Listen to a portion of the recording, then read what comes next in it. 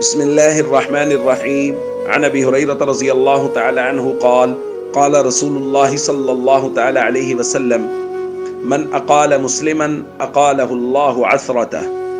رواہ ابو داؤد۔ نبی کریم صلی اللہ علیہ وسلم نے ارشاد فرمایا، جس نے کسی مسلمان کا سودا واپس کر لیا، اللہ تعالیٰ اس کی لغزشیں واپس کر لے گا، یعنی اس کے گناہوں کو معاف کر دیا جائے گا۔ دوستو، تجارت کے شرعی اصول بیان کیے جا رہے ہیں، اور آج جس اصطلاح کو ہم نے سمجھنا ہے وہ ہے اقالہ۔ اقالہ یہ ہے کہ کوئی آدمی کسی دکاندار کے پاس گیا، اس نے اس سے کوئی چیز خریدی، پیسے ادا کیے، چیز کو پسند کر کے وہ گھر لے آیا۔ گھر آنے کے بعد اس کو اندازہ ہوا کہ یہ چیز اب میرے کام کی نہیں رہی۔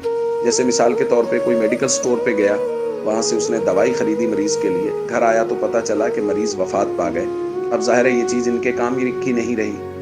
یا یہ ہے کہ گھر آ کے ان کو اندازہ ہوا کہ یہ سودا میرے لیے نفع بخش نہیں ہوگا، اور یہ چیز لے کے واپس چلے گئے دکاندار کے پاس اور ان سے کہا کہ دیکھیں یہ میرے چیز اب کام کی نہیں ہے، یا مجھے اس سودے میں فائدہ نہیں ہے، آپ مہربانی کیجئے چیز واپس رکھ لیجئے اور مجھے پیسے دے دیجئے۔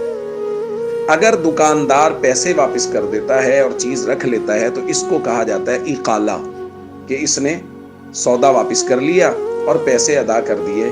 حالانکہ اس پر یہ لازم نہیں ہے، ظاہر ہے جب اس نے چیز خرید لی، پیسے ادا کر دیے تو اب وہ چیز اس کی ہو گئی، لازم نہیں تھا، لیکن پھر بھی اس نے اس کی ضرورت کو سمجھا کہ اس کو اب اس چیز کی ضرورت نہیں ہے، اور اس نے اس کو پیسے واپس کر دیے، چیز رکھ لی۔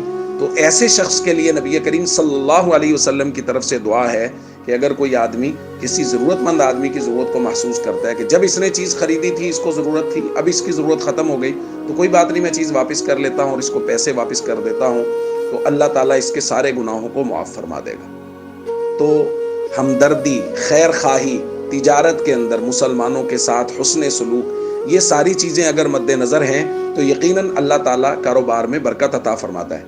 ہمارے ایک دوست وہ کاروبار کرتے ہیں، تو انہوں نے اپنے تمام لوگوں سے جو ان سے خرید کے لے جاتے ہیں کہہ رکھا ہے کہ جب بھی آپ کو لگے کہ یہ چیز آپ کے کام کی نہیں ہے، آپ ہمیں واپس کر سکتے ہیں، اور اللہ تعالیٰ نے ان کے کاروبار میں بہت برکت بھی دے رکھی ہے۔ تو اس لیے کاروبار کے اندر خیر خواہی کے جذبات ہمیشہ غالب رہنے چاہیے۔ السلام علیکم ورحمۃ اللہ وبرکاتہ۔